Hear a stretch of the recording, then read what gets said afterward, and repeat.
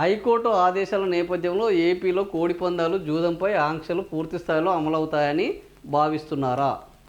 So మనం ఇంతకుముందే చూసినాం కదా, లాటరీ, కోర్టులు, పెద్ద ఎత్తున ఏర్పాట్లు, 3 రోజుల పోటీలు, సో ఇవన్నీ పెట్టారు. హైకోర్టు ఏం చేసింది, మొన్న ఈ కోడి పందాలను నిర్వహించడానికి వీల్లేదు, జూదం ఆడడానికి వీల్లేదు, కోడి పందాల పేరుతోటి జంతు హింస చేసిరంటే అస్సలు సహించేది లేదు.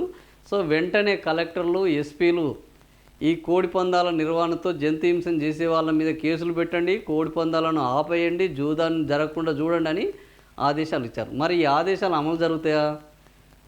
ఎందుకు అంటే మనం అక్కడ తమిళనాడులో కూడా ఒకటి ఉంటుంది. తమిళనాడులో ఎద్దుల పోటీ నడుస్తుంటుంది కదా, సో అది ఆపాలంటే ఒక పెద్ద లొల్లైంది. ఇప్పుడు సంక్రాంతికి కూడా హైకోర్టు ఇచ్చిన ఆదేశాలు మరే సంక్రాంతి సంబరాల నేపథ్యంలో అమలు జరుగుతాయని మనం ఒక పోల్ పెట్టాము.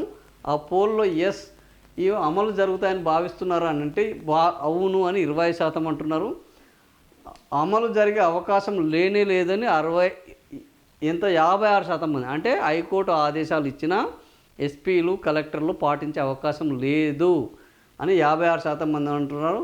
ఇవి ఏవో తూతూ మంత్రపు ఆంక్షలే అని 15% అంటున్నారు. అసలు ఆంక్షలు లెక్క చేసే పరిస్థితి లేదని 4% అంటున్నారు.